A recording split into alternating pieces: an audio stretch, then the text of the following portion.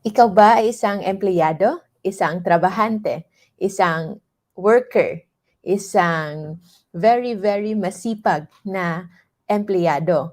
Or kahit ikaw ay isang business owner but you're working every day, you are still part of this group na nagtatrabaho sa araw-araw at merong mga stress sa katawan. However, merong isang number one stress na nagkakakos ng health problems sa atin. We will discuss that at aalamin natin kung bakit noong wala pa tayong trabaho, noong tayo ay estudyante pa lamang o noong tayo ay wala pang trabaho, naghahanap lang ng trabaho, hindi ganon kagrabe yung stress natin sa katawan. Ano yung difference? Ano ang pagkakaiba ng mga may trabaho at walang trabaho? I hope our audio is clear right now. And maraming salamat for all of you who are watching our live episodes dito sa YouTube because right now, hindi pa tayo makakapag-live sa ating Facebook channel. So, number one stressor sa katawan, I know excited na kayo, pero first, tingnan natin ano ang usual nyong iniisip na stressor sa katawan. If you have idea kung ano ito, you can put it in the comments. Because when it comes to working, number one na iniisip ng iba would be the physical stress, especially sa mga hard labored work like construction worker o di kaya nung mga magsasaka. Those are the physical stresses in our body. Pero actually, hindi yun number one because sa mga karamihan sa atin ngayon, especially sa mga merong access to internet and phones, most likely, hindi physical ang trabaho ninyo. So, how come na yung mga nakaupo lamang sa opisina ay meron pa ring a lot of stressors and health problems the moment na nagtatrabaho sila? Because it is physical stress na actually sanay yung katawan natin. That's why kapag ikaw ay puro physical stress lamang, you can actually develop muscles. You can actually develop endurance. Mas mataas yung inyong tolerance when it comes to physical stress. I know people na walang physical stress in work. That's why they go to the gym. And gym exercise is physical stress. And we already know that exercise can do so much for our health. So that is why yung physical na stress sa katawan, hindi actually yung number one na stressor. Also, mental stress. We have deadlines. Kung kayo ay nagtatrabaho sa opisina, in the corporate world, or in your home business, mental stress can also cause stress sa katawan natin. Pero, hindi rin ito number one because as compared to students, nung tayo ay meron ding mga deadlines, meron din natin kailangang i-address na mga i-submit na mga projects, we also have a lot of mental stress. Pero bakit wala tayong mga problema na katulad ng problema natin ngayon na tayo ay nagtatrabaho na? Because there is actually difference between someone na merong physical stressor at mental stressor na walang trabaho at taong merong physical stressor at mental stressor na may trabaho. So, ano yung pagkakaiba na yon? I think you can already see the difference.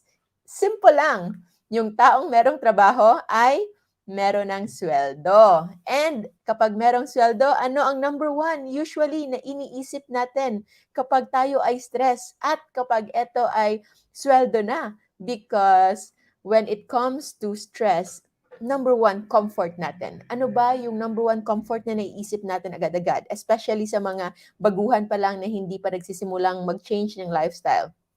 It is usually food. Food is our number one source of comfort.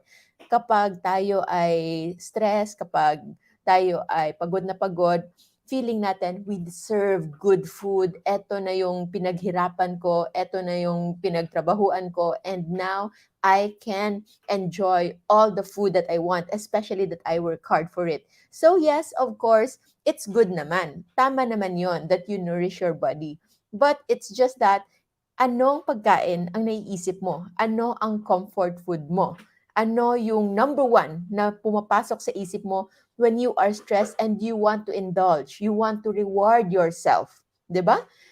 Be honest with yourself. Usually, yung comfort food na naiisip natin, is actually not the best para sa ating katawan. So, the number one stressor actually sa katawan ng mga nagtatrabaho is not just the physical stress, it's not just the mental stress, but it is actually the stress of overeating. Overeating is the number one stressor sa ating katawan when we are already working, because when we are already working, meron na tayong budget.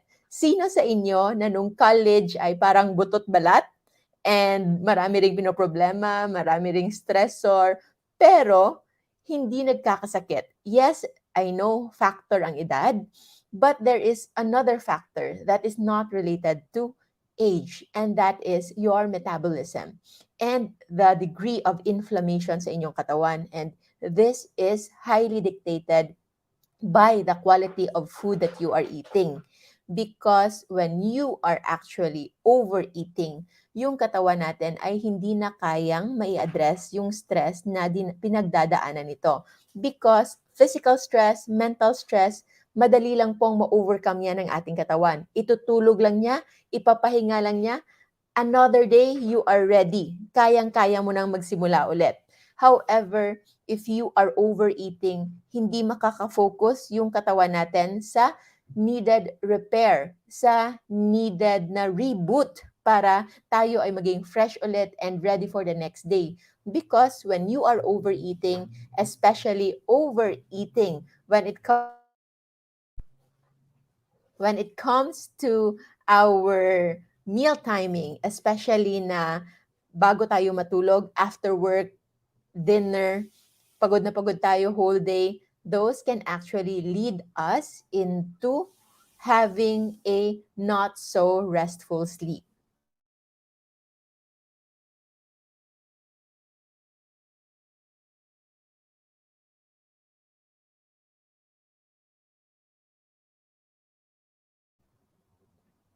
Sorry, we cut a little. So, importante, alam natin that when it comes to our food intake, when it comes to our stressors, our body is capable. Kayang-kaya ng katawan natin. Physical stress, maganda yan.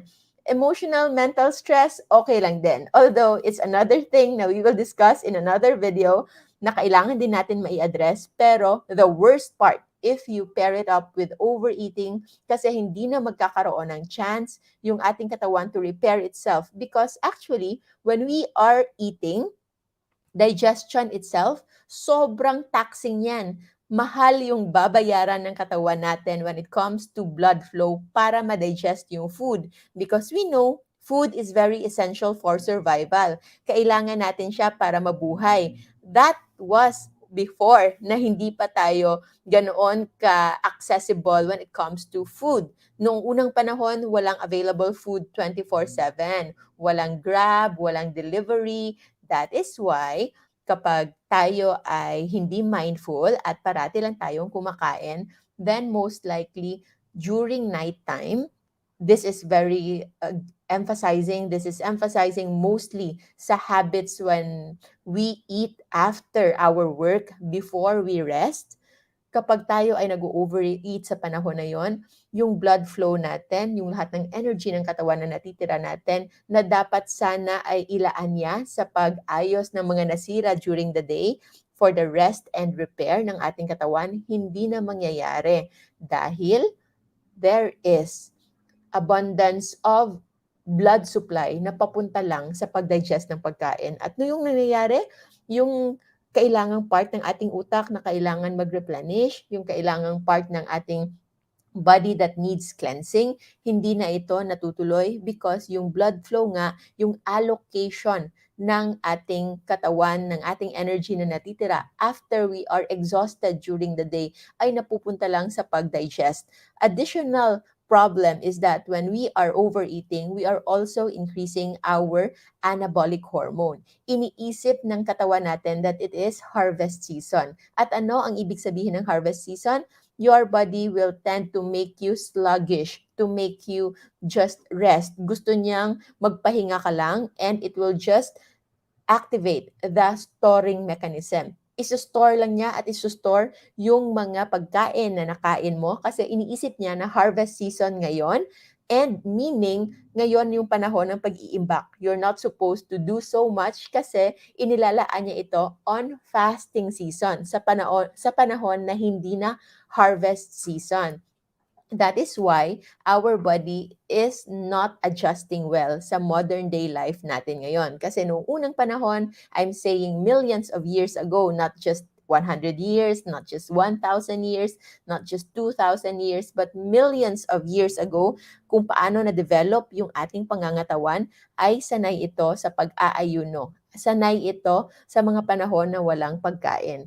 That's why our body cannot tolerate overeating, the stress of too much food abundance. Harvest season kasi, nakalaan lang yan, dapat once a year. Kung more than once a year lang, maybe maximum twice a year, but it's seldom na 3-4 times, or most importantly, hindi all year round. And if you are overeating all year round for the last decades of your lives, most likely you are sending a signal sa iyong katawan na you are just in a perpetual harvest season. Kaya yung ating progress, if nakikita ninyo, based on hindi lang sa overall weight, but on the level of circumference, yung ating level ng ating tiyan. So, kasi maraming iba na hindi naman lumalaki, hindi naman tumataba, pero yung tiyan, because the circumferential na measurement ng ating tiyan, our abdominal girth sa level ng ating pusod, those are indicators of visceral fats. Visceral fats is ito yung naiimbak na bad fats sa ating katawan, and there are even people na kahit hindi ganon kalakihan yung tiyan, but if you have elevation of triglycerides and VLDL sa katawan, those are still stored fats na nanggaling sa too much food intake, especially the wrong kinds of food. That is why if you want to correct the number one stressor sa katawan natin, pwede pa rin kumain, pwede pa rin mag-celebrate, at hindi nyo kailangan magbitiw sa inyong trabaho. Magpatuloy tayong magtrabaho, but actually, what we just need to do is to strike a balance to it. And there's two things that you can do since overeating yung number one stressor natin. Number one na pwede rin natin gawin to address this one is to time your first and last meal. Pwede ka pa rin kumain, pwede ka pa rin mag-enjoy, but you should put a time limit. Hindi pwedeng 24/7 tulad ng convenience store. Hindi pwedeng all time, all day, every day available yung food. You should time your first meal, just like kung paano kumakain on yung mga ancestors natin, which are the caveman, which are the hunter-gatherers, and generally, sa umaga, pagising nila, wala pang available na pagkain yan. So if you can just delay your breakfast to as late as possible na kaya mo, you can do so. And your last meal naman, you can make it as early as possible. So yun yun. Because for us, yung breakfast natin very early, and we are also very, very late when it comes to eating our dinner. So actually, that is when overeating happens. And this is also the same effect kahit minsan hindi ganon karamihan yung mga kinakain, especially sa mga mindful na nagiging health conscious na hindi na sila kumakain ng maramihan, but you are actually eating in a spread out period, meaning mas malaki yung oras na nilalaan ninyo na pwede kayong kumain in a 24 hours than the time that you are not eating. So minimum to start, you can just have at least 12 hours ng time ng inyong pagkain from your breakfast to your dinner. So, minimum yan. So, for example, kung 7 kayo mag-breakfast ng umaga, then you can already end your dinner by 7 o'clock. So, that's already 12 hours. But if you still have a lot of corrections sa inyong katawan, or kung hindi pa kayo nakagawa ng intermittent fasting and lifestyle change before, you want to have a reboot, a start para ma-freshen up yung katawan ninyo, or if you still need some healing, meron ng dinaramdam na sakit, meron ng mga signs and symptoms of lifestyle disease, yung pre-diabetic or pre-hypertensive, merong sluggishness when it comes to brain function, nagiging makalimutin, na parati na lang sumasakit yung likod, hindi na hindi na ganon ka-alert when it comes to mornings, you can increase your fasting window. So, ibig sabihin, from 7 to 7, for example, baka pwede nyo nang simulan na mag-breakfast ng 8 or 9 in the morning, and yung dinner ninyo, gawin yung mas maaga, maybe by 6 o'clock, pwede na. You can also time it according to your work schedule. As long as you try to make it consistent, that can still help. I know yung iba mahirap kasi traffic, kasi merong ganyan, merong ganito.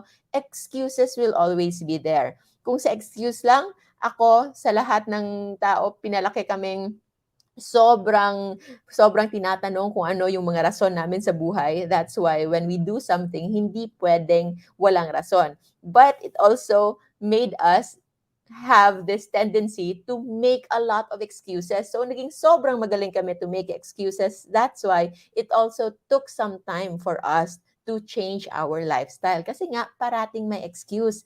So, yes, kapag may, anong sabi nun? Kapag gusto, may paraan. Kapag ayaw, may dahilan. So, it's up to you. But you know yourself.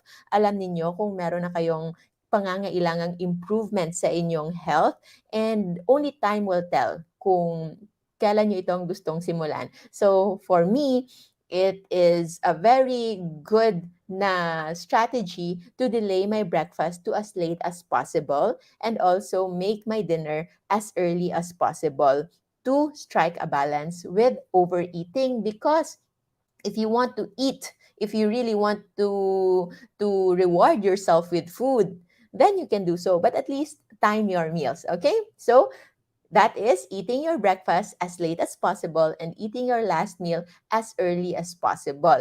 Depending on your health status sa katawan and your need to cleanse your body, pwede nyo itong maging as early as possible, meaning to shorten your eating window as much as you can. So, you can eat in just 4 hours window. Like, yung unang meal ninyo is ngayon na, around lunchtime, 12 noon, 1 o'clock, and then you can already close your window at 5 or 6 o'clock. My sister is very, very, very, very busy with work. Sobrang dami niyang workload in the corporate world. She's one of the closest to me na nagtatrabaho talaga sa opisina. So, I know her life so well. That's why nung nagsimula kami mag-intermittent fasting, people are actually very worried about her kasi hindi na siya kumakain ng lunchtime. But for her, she discovered that when she is not eating, that is the time when she is most productive. Kasi sa mga panahon na tayo ay hindi kumakain, di ba? Noon, kapag hindi ka pa naka-low carb and fasting, you are usually thinking na umiinit yung ulo mo, parang sobrang bad mood ka. But actually, that is already hunter activation, hunting mode activated ka na. And you can refocus that. As long as you know, kapag meron ka, yung sinasabi ko kaparate, kakapain mo lang yung arms mo o yung pisngi mo. As long as hindi pa butot balat yan, you still have that allowance to fast a little more. So, wag kayong matakot. Your body can get its necessary supply of energy coming from your own. Yung nakaimbak na yan for the longest of time na hindi pa tayo nagbabago ng ating lifestyle. And she discovered na when she is not eating breakfast and lunchtime, she is skipping those time, aside from the time that you will save socializing. Kasi kapag kakain ka ng lunch, magpaplano pa lang kayo kung saan kakain, ano yung kakainin. After, kakain na kayo. And then after, meron pang post-meal na mga chikahan.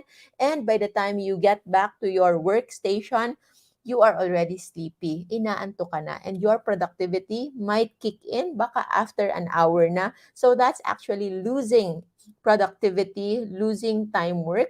If you are a business owner, makikita nyo yan, the before and after break na time, yun yung pinaka-least productive ng mga tao. So, hindi naman sa gugutumin nyo sila, but at least you make them aware. But don't worry, pwede pa rin. May paraan pa rin kung paano sila maging productive even when they are eating on break times, and that is the quality of food that you are eating. So the second thing that you can do to solve your stress from overeating is to eat real foods. Kumain ng totoong pagkain, hindi yung pagkain na kung ipapakita natin sa isang caveman ay hindi niya ma-identify na pagkain ito. So, ano yung real food? Real food are the ones na, yon yung example natin. Kung ito ay ipapakita mo kay Tarzan, ipapakita mo sa caveman, makikilala niya na yes, ito ay pagkain talaga. So ano yun? It's actually very good. Seafood, meat, chicken, eggs, vegetables, those are real food. Fruits, it is a real food, but remember, harvest season, hindi yan all throughout the year. So when you consider fruit, dapat isipin niyo muna, harvest season ba ito? Totoo bang naturally harvest season ito dito sa ating locality? Kasi if it is grapes or if it's orange, wala naman yan sa Pilipinas. Wala naman yan sa kung saan ka pinanganak. So actually, hindi mo kailangan i-indulge yan. Kahit banana, saging is available in the Philippines all year round. But nung unang panahon, you cannot really expect na merong saging every corner na makikita mo na it is highly available. Yes, it could be available, but it's not that abundant. Kaya kailangan, when it comes to real food, choose the food that are mostly available all year round. So ano yun?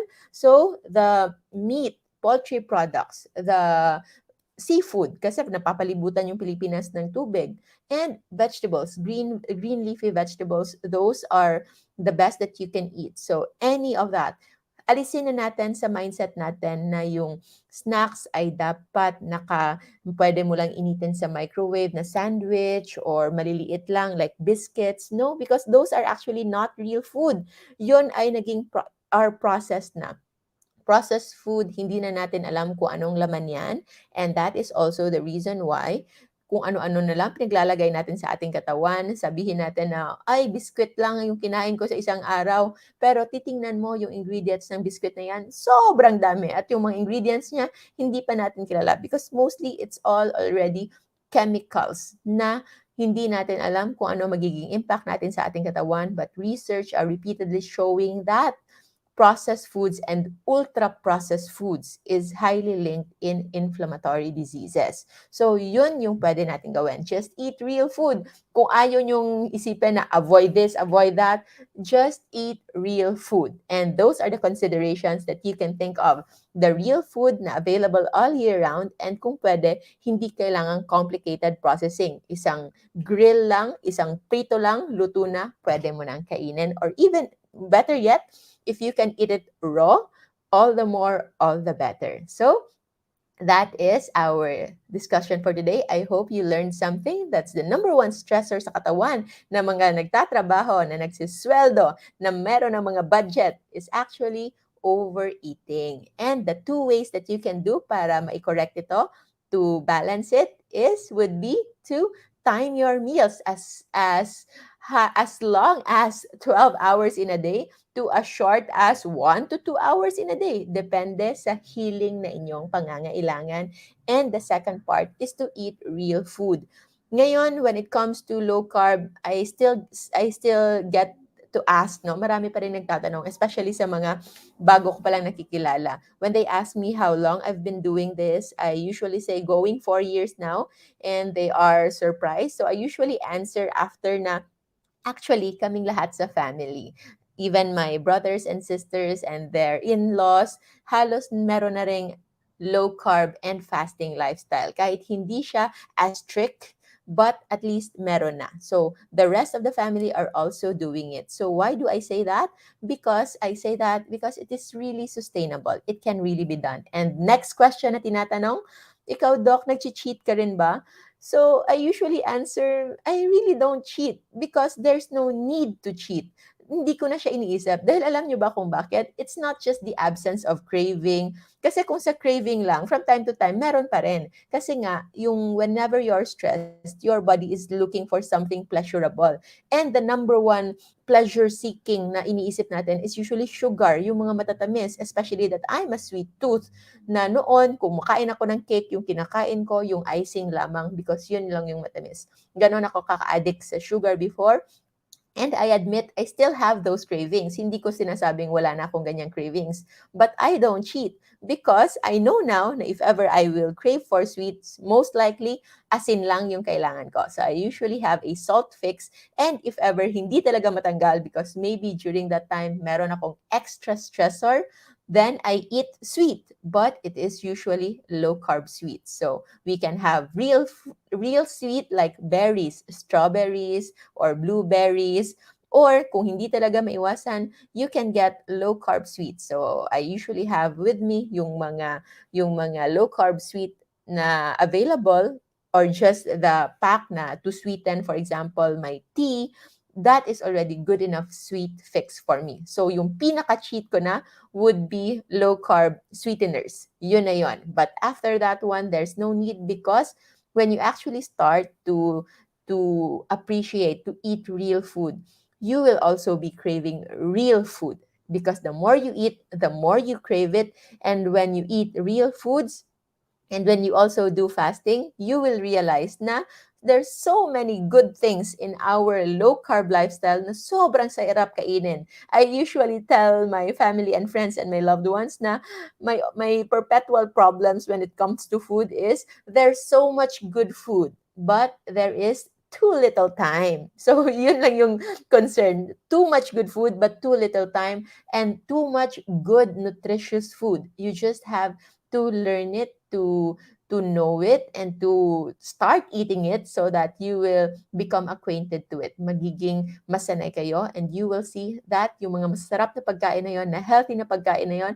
is more than enough than you'll ever crave for. So for those of you na baguhan pa lang, you can join our Life Without Rice na Facebook group for food inspirations, and for fasting naman ng mga motivations and needs. You can join Low Carb Feasting and Fasting Community. So always know yourself. You have to be inspired always why you want to be healthy. Stay positive as always. Have faith. Consult your doctor if necessary. Get a coach kung kailangan nyo ng gabay, and a community. And we are here to provide you with that online community, and always keep the faith. For those naman na nangangailangan ng guidance, and especially who wants to become part of our exclusive group kung saan kino-coach ko ito in a way, because we do live Q&A every week sa ating masterclass group. You can join our LCF Masterclass by yours truly. Right now, you can contact them via email and via our Facebook account so that you can be a part of that online community. So, maraming salamat everyone. That's our topic for today. Number one stressor sa katawan, sa mga workers, working class, and 2 ways to balance it and correct it. I hope you were able to learn something today, and you can share it with your loved ones, dahil hindi excuse ang physical stress and mental stress for us to get sick dahil tayo ay nagtatrabaho na. We can easily address emotional, psychological, mental, even financial problems and physical workload, as long as we give our body and our mind the needed rest, the needed break that it needs. And minsan, yung break na kailangan natin is break from food, especially break from wrong kinds of food. So thank you. Have a good day, everyone. Have a great week ahead. We are live here in Bangkok, and I'll see you in our next video. Hopefully, still the same time tomorrow. I hope we can make it more regular. I'll see you in YouTube. See you always, and have a positive mindset when it comes to your health. Always remember to stay low carb so that we all stay safe. Goodbye, everyone.